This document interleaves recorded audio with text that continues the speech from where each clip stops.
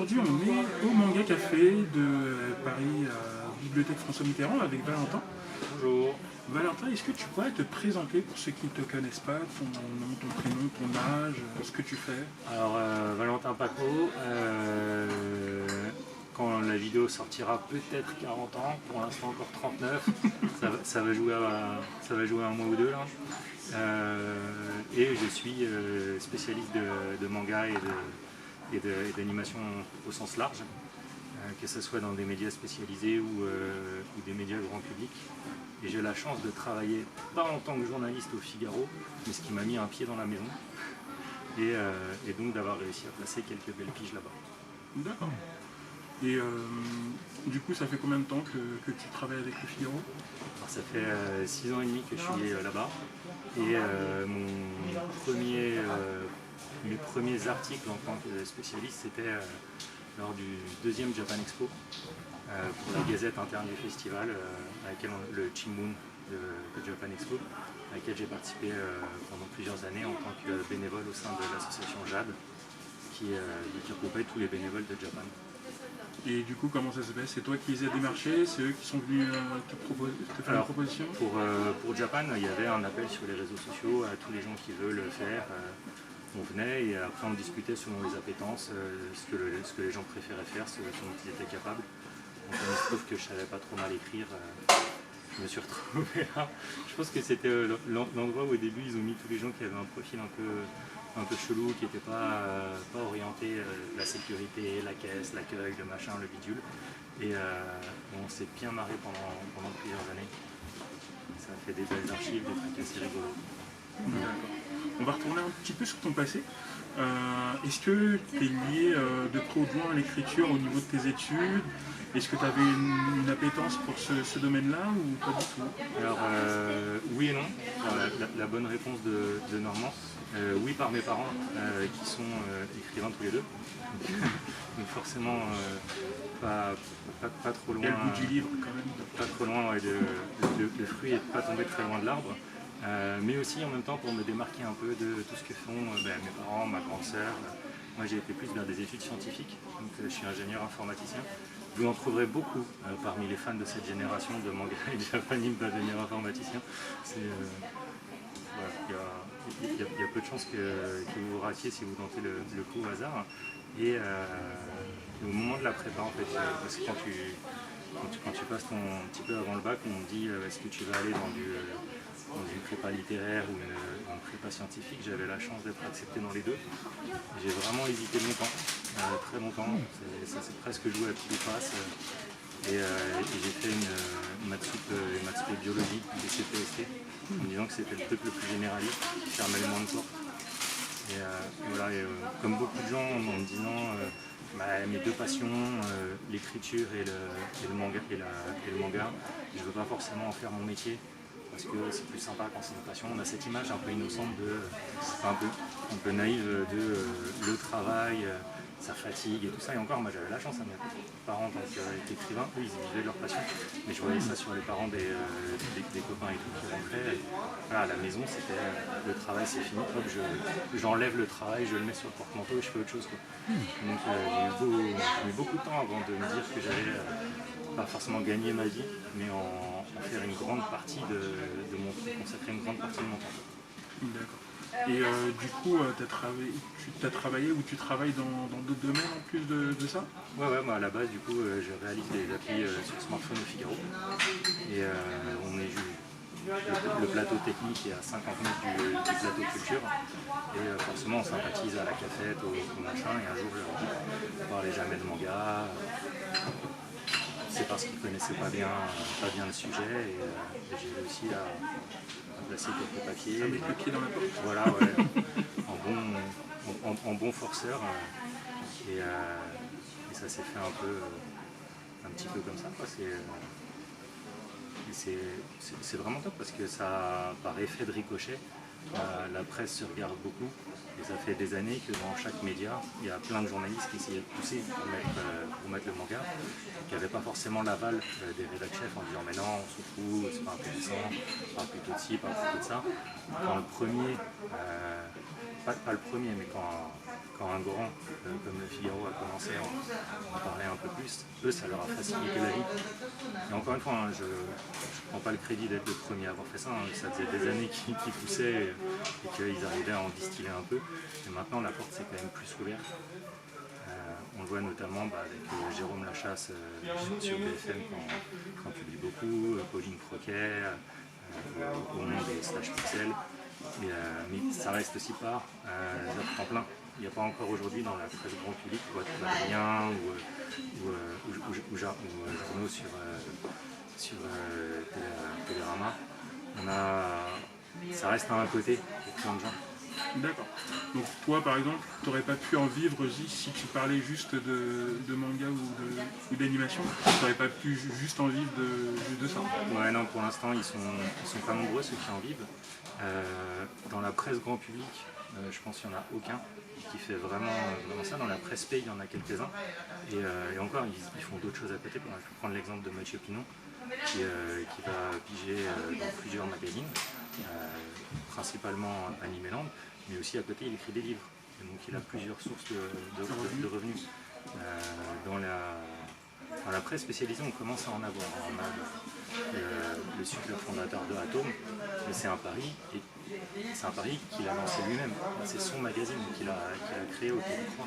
Derrière Animeland, c'est Cédric Letardi qui possède la marque depuis ses débuts, quand ils ont fondé le fanzine Animart à l'époque, avec Grégoire Partelet, mais là on parle Une autre époque. Genre peut-être même avant 90. Quoi. Donc ça date, c'était les premières traductions de City Hunter. C'était un fanzine, donc il se permettait de photocopier le manga japonais, de le traduire et de publier ça. Et c'était vraiment dingue. En fait, c'était un champ des possibles qui maintenant, aujourd'hui, vous voyez, il faut qu'on envoie aux éditeurs, on demande aux éditeurs quelle illustration on a le droit d'utiliser, il faut bien mettre le copyright, en plus des fois les copyrights japonais ils font 40 km, donc ça met bien la mise en page. Faites des copyrights courts s'il vous plaît. Il n'y a pas de problème pour les mettre, hein, mais juste pensez à une version short. Quoi. Et du coup, est-ce que tu écris qu'au Figaro, tu écris aussi dans de la presse P? Ouais, j'écris partout où je peux. C'est un peu le côté forceur. Et l'intérêt, si je prends par exemple sur certaines interviews, alors quand on pouvait voyager, j'ai des potes qui habitent à Tokyo, donc je squatte leur canapé quand j'y vais. Donc j'y vais assez souvent. J'y allais 1 à 2 fois par an. Donc je pouvais avoir des créneaux d'interview plutôt sympas, qu'on n'a pas forcément. Les auteurs ils viennent pas forcément en France et certains n'en vont jamais. Il y en a, ils n'aiment pas voyager, peu importe les raisons, mais il y en a qui ne viendront pas. Donc on essaye d'ouvrir des portes et des fenêtres. Et donc quand on fait de la presse grand public, on ne fait pas la même chose que pour de la presse spécialisée. Donc sur un créneau d'interview que j'arrive à négocier au Japon, 1 heure, ce qui est formidable. En France on n'a jamais 1 heure parce que le temps est partagé entre tous les médias. Et donc j'ai le temps de poser une douzaine de questions pour la presse généraliste et une quinzaine de questions pour la presse P. Et comme ça, je fais une version courte et une version longue de l'interview qui me permet de moi de ne pas être frustré parce que je suis à la fois grand fan et à la fois j'essaye de prendre du recul pour être un peu prescripteur et pouvoir parler à des gens qui ne lisent pas le manga. Quand on publie dans la presse grand public, je ne m'adresse pas à vous qui regardez cette vidéo, parce que vous qui regardez cette vidéo, vous êtes déjà dedans, vous aimez déjà le manga. Donc si vous voyez des articles dans la presse grand public que vous trouvez simples, trop vulgarisants dans certains cas, où vous dites « Ah, il ne va pas assez loin », on le sait, et c'est pas qu'on ne connaît pas le sujet, hein, on les bosse vraiment, mais c'est parce qu'on ne s'adresse pas à vous. Sans aucun manque de respect, on s'adresse à vos parents, vos oncles, vos tantes, pour qu'il y ait moins de jugement quand vous lisez un manga. Et encore une fois, on en revient, mais maintenant ça va vraiment mieux. À une certaine époque, c'était dur on avait une étiquette qui collait à la peau quand on était fan de manga, comme quand vous voyez dans les faits divers, il y a eu un massacre, le mec jouait aux jeux vidéo, c'est la faute des jeux vidéo. Et il y avait un peu le même effet du le manga va te rendre pervers et violent. Dieu merci, on arrive à se défaire de cette image avec un gros travail des éditeurs, des professionnels, des associations qui nous disent non mais regardez, le manga c'est pas que ça, et le Japon même, c'est pas que ça. Et je t'inquiète.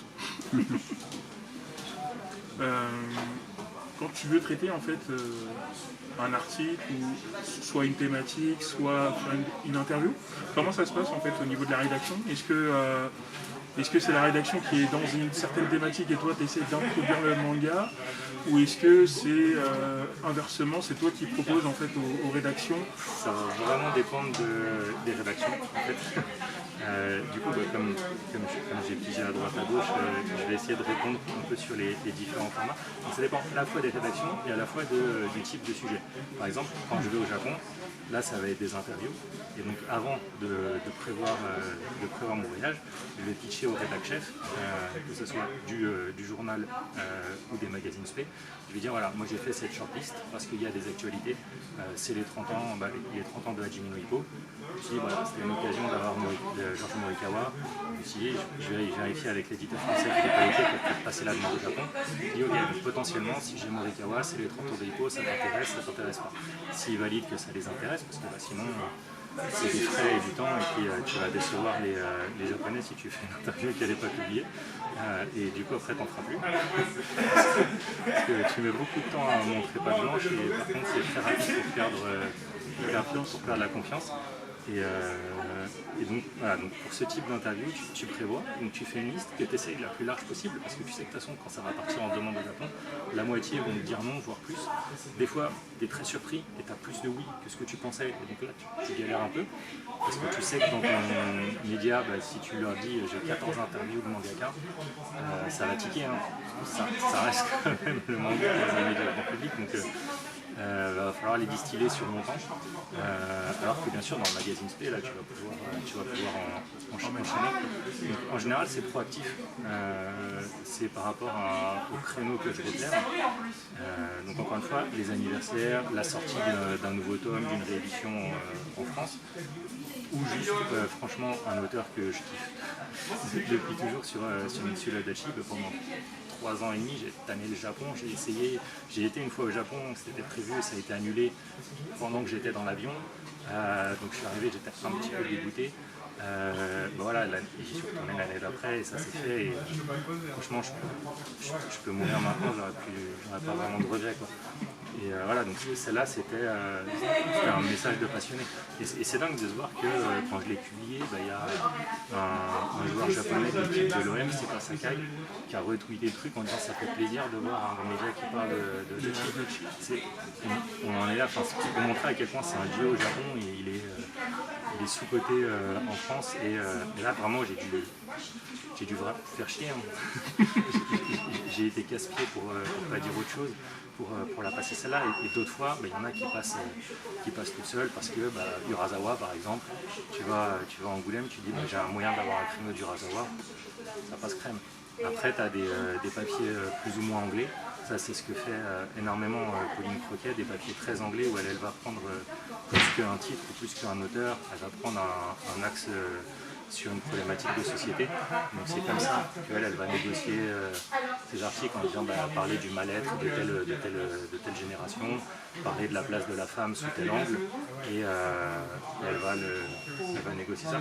J'ai fait ça par exemple sur des journées, la journée contre la maltraitance à l'école, la journée mondiale de la langue des signes. Ça aussi, c'est des choses qui nous permettent à nous de justifier, de réaliser des listes. Et après, le plus simple en grand public, forcément, ça va être 10 mangas à lire pour Halloween, les mangas de la rentrée. D'autres fois, c'est vraiment aussi des questions d'opportunité. Donc au Magic Festival de Monaco, il y avait les rédacteurs en chef du Jump Plus, donc la version en ligne de Jump avec une parution moins fréquente que la version magazine. On est sur des 10 jours et pas de l'hebdo.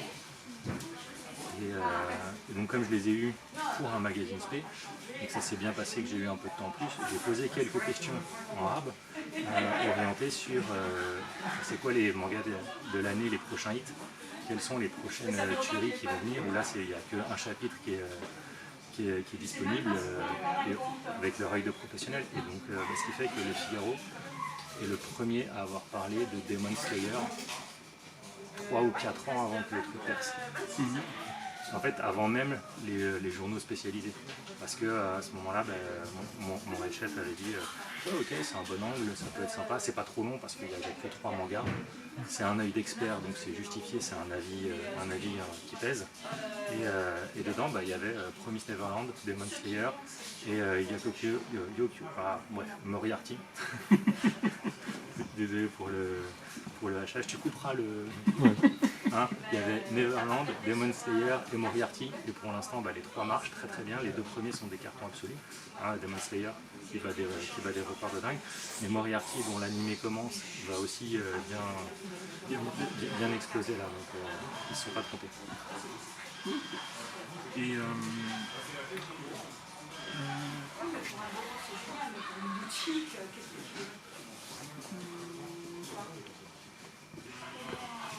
financièrement, c'est pas la panacée, hein. Les piges, ça rapporte plus ou moins selon les médias.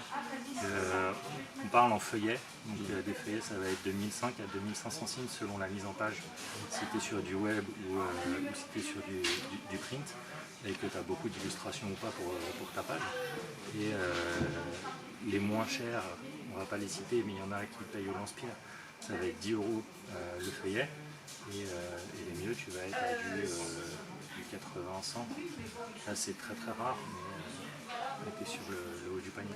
Et après tu déduis toi tes propres frais. Par exemple, je paye mon interprète de ma poche quand je vais au Japon faire des interviews. d'accord. Combien de temps à peu près il s'écoule entre ta démarche de proposer un projet et la publication? C'est hyper variable. Des fois c'est limite le jour même. Par exemple, tu as Your Name qui explose le box-office, ou là, le film de Demon Slayer qui explose le box-office au Japon. Tu as un truc qui est vraiment très actu. Donc tu le proposes, et si on te répond oui, tu sais que si tu veux que le papier marche, il faut que tu sois le premier à le faire. Là-dessus, Jérôme, il est incroyablement rapide parce qu'il te sort des papiers à 23h50. Il ne dort pas beaucoup, il envoie son truc, et voilà, il perd pas de temps. Et il y en a d'autres où ça va être très très long. Donc là, je vais prendre l'exemple du très récent Goldorak en version BD chez Kana. Ça fait 1 an que l'interview elle est prête et qu'elle est tapée chez nous. Ça fait 1 an qu'elle est validée par la rédac chef, et elle a été publiée il y a quelques jours. Parce que avec le Covid, avec le plein de trucs, la BD a été reportée, et Kana trouvait que c'était pas intéressant de faire l'annonce 2 ans avant la sortie du truc. Donc voilà, là ça se comprend tout à fait, mais donc elle était un peu au réfrigérateur pendant 1 an. J'en ai une autre, mon dernier voyage au Japon, c'était un cas très positif de beaucoup de nuits, mais donc du coup j'ai eu 13 interviews sur place. Donc pareil, on ne peut pas toutes les taper, enfin moi je peux pas. il y a des machines de guerre, Pauline est une machine de guerre, elle va toutes les taper le soir en rentrant à l'hôtel. Ah, mais je ne suis pas équipé comme elle, j'ai qu'un seul cerveau. Et du coup, moi je galère un peu plus. Donc je les tape, après j'essaye de changer l'angle, d'adapter selon. En général, je les place à 2 endroits, comme j'ai dit, une version spé et une version généraliste. Et donc là, c'est un secret de polichinelle, mais j'ai une de Riku Sanjo qui attend, qui est prête, et qui attend. Je ne peux pas vous dire quand elle sera, parce que là, c'est bloqué en validation au Japon. Ils veulent vérifier avant tout tous les copyrights sur toutes les images. Ça m'est déjà arrivé par exemple de devoir corriger des années, parce qu'on ne sait jamais si c'est l'année de la première publication ou l'année de la dernière édition valable. Enfin bref, c'est un peu un sac de nœuds. Par exemple, sur la Adachi, j'avais corrigé la date de ROF, parce qu'ils ont pris la version wide, parce que dans la version wide, l'image avait été corrigée, donc c'était pas la version tankobon de base qu'il fallait prendre en compte. Voilà. Pour toi, quelles sont les qualités indispensables pour devenir un bon journaliste? Il y en a plein. Il y en a plein, et après ça va aussi dépendre des sujets. Donc si vous voulez être journaliste généraliste, il faut être capable de s'intéresser, de comprendre tous les sujets. Si vous voulez être méga ultra spécialisé, il faut être passionné sur moins de sujets, mais là aussi, vous serez forcé de sortir de votre zone de confort. Donc il faut être capable d'aller regarder des trucs que vous n'aimez pas forcément, sans les bâcher. Vraiment en essayant de prendre le plus de recul. J'ai beaucoup de respect pour notamment les journalistes de cinéma qui arrivent à prendre énormément de recul et à se dire, quand ils vont critiquer la 14e adaptation du même truc chez Marvel, de le juger en tant que film lui-même et pas en tant que dans un ensemble ou autre chose, selon le public auquel il parle. Par exemple, en tant que journaliste spécialisé manga, sur les 3/4 des shonen, le schéma il est classique. Et on peut être tenté de se dire, oh, encore un shonen. Là par exemple, Jujutsu Kaisen, clairement, il n'y aura pas de surprise absolue. Le truc est hyper canon, mais il est incroyablement bien fait dans sa manière de respecter les canons, il respecte tout bien, enfin, c'est top. On sait que ça va être un carton absolu, c'est mérité que ça soit un carton absolu. Encore une fois, on n'est pas, nous lecteurs de 40 ans, la cible de Jujutsu Kaisen. Et ça marche pas. Après voilà, je suis très bon public pour ça, donc ça marche, mais je comprends qu'il y ait plein de gens qui disent maintenant j'ai envie de passer à autre chose. Donc cette capacité à prendre du recul par rapport au sujet, elle est super importante. Après forcément il faut savoir écrire, il n'y a pas de mystère, ça se travaille. Moi j'ai plus d'expérience sur la partie spécialisée que la partie grand public. Donc très souvent, mes papiers, je me les suis pris à la gueule en mode tu refais tout. C'est trop spécialisé. Il faut utiliser la technique dite de la pyramide inversée. Donc on commence par le sujet le plus large possible et on descend le plus à même sur le cœur et sur ce qu'on veut dire. Donc bien choisir un angle, c'est compliqué. Un talent qu'il faut que je n'ai pas, c'est savoir synthétiser. Là aussi, j'ai tendance par exemple sur la majorité de mes papiers à faire du 10 à 30 000 signes. Voilà. En général, on me dit on te le prend à 5 ou 7. Donc je fais cette première longue version et après je pleure en disant qu'est-ce que j'enlève, alors ça, j'enlève, alors ça, j'enlève. Et voilà, mais au bout d'un moment ça vient. Donc maintenant je n'ai même plus besoin d'envoyer les premiers brouillons pour voir dans quelle partie d'angle plaît ou pas. Et ça c'est bien quoi. Et moi ce qui me soulage là-dedans c'est justement de pouvoir jongler entre les différents lectorats cibles.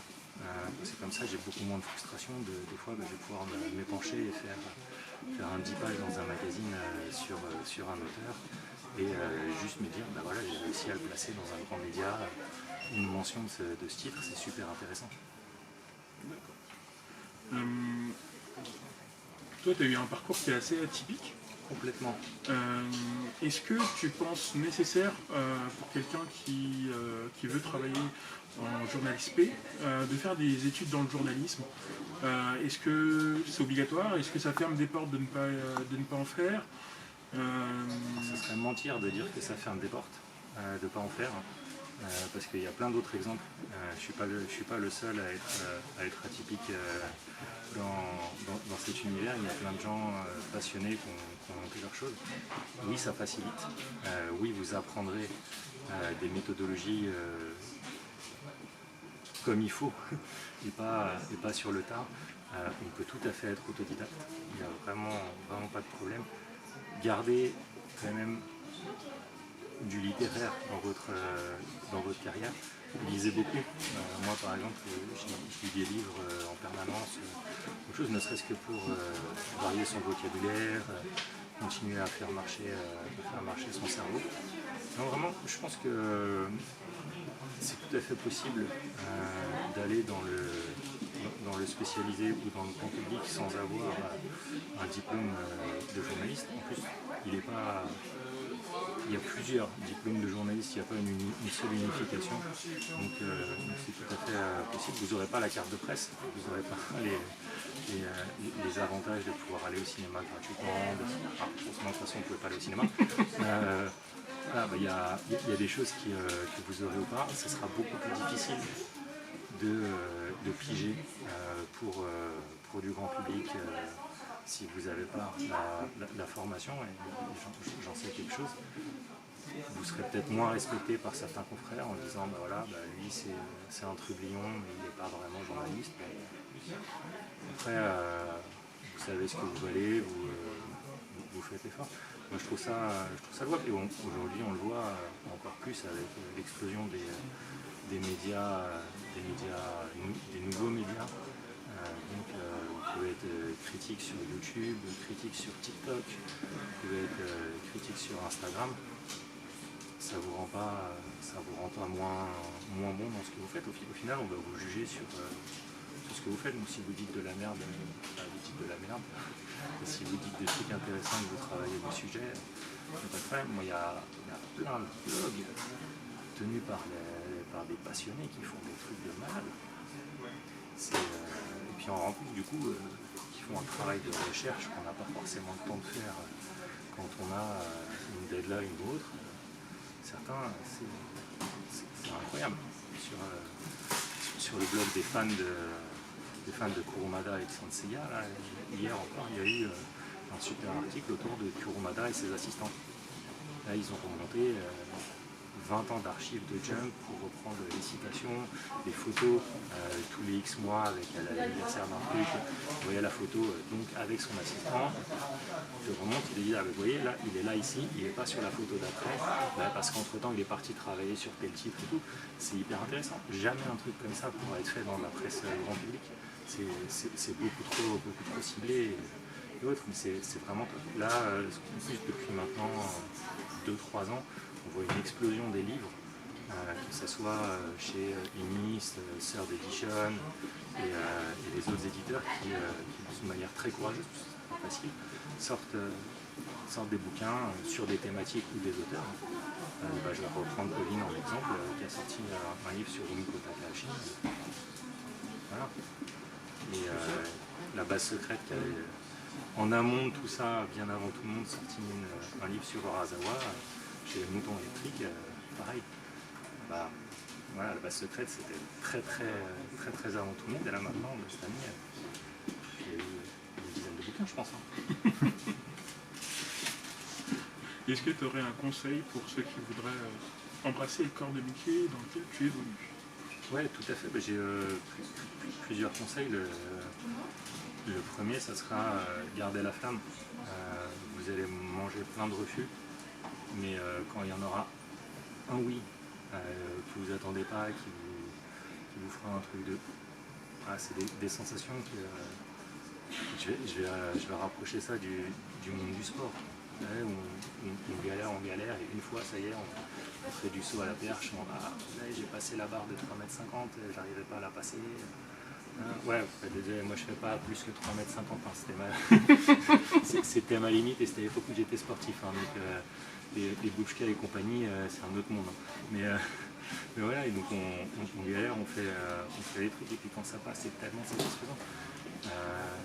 Bien sûr, il y a des choses qui nous enrichissent, d'accéder à des trucs. Il y a le plaisir de voir des gens poster un commentaire positif.